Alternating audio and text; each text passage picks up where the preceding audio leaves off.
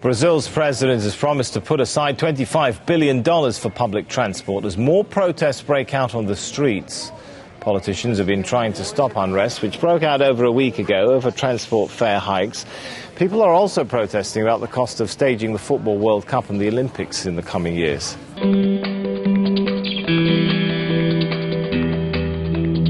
In response to 2 weeks of nationwide protests, Brazil's President Dilma Rousseff has proposed a referendum on political reform. She's also pledged to invest the equivalent of 17 billion euros in public transport, one of the main complaints which sparked the demonstrations. The streets are telling us that the country wants quality public services. They want efficient mechanisms to fight corruption and to ensure the good use of public funds. The proposal includes $22 billion in investment to address complaints about public transportation. Mrs. Rousseff repeated her proposal to set aside future oil royalties to pay for education and to bring in doctors from abroad.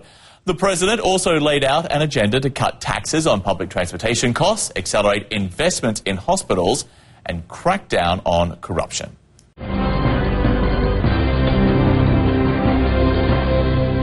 Many Brazilians want their government to improve services instead of investing vast sums of money in hosting next year's World Cup soccer finals and the 2016 Olympics.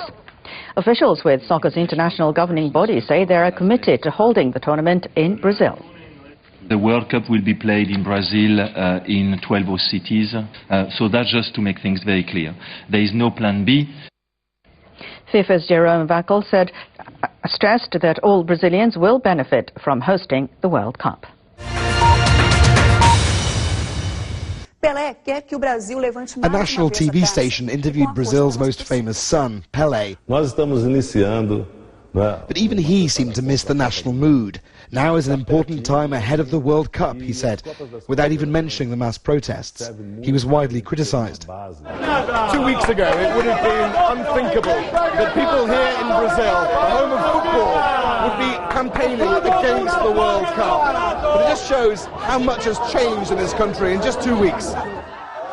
Brazil has won a record 5 World Cups, and there was jubilation when they won the right to host the 2014 competition. But the idea that football is the answer to everything has been changing. Perhaps now it's become clear, that's a soccer game. You want to win, it's important for us, but the most important thing is that Brazil should be better in other spheres of social life, not only soccer. The protests still have no real leadership or direction. What happens next depends on how well the president's promises are received. No one foresaw this situation. No one knows how it's going to play out. There are a number of doubts about these concessions that Dilma Rousseff has made. The political referendum is already being criticised by the political classes with a number of constitutional problems. The package to contain inflation may well come into shock with the commitments to public spending which are being made. And there's also the thorny issue of the football tournaments, the Confederations Cup, which is going on at the moment, and next year's World Cup.